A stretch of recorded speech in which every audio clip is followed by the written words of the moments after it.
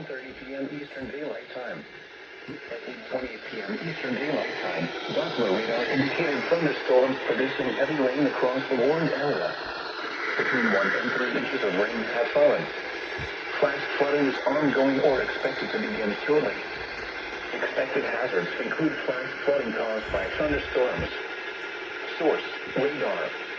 The following impacts are expected: flash flooding of small creeks and streams, urban areas, highways, streets, and underpasses, as well as other poor drainage and low-lying areas.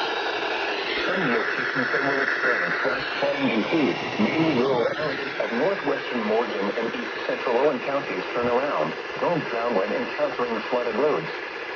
Most flood deaths occur in vehicles. Be especially cautious at night when it is harder to recognize the dangers of flooding.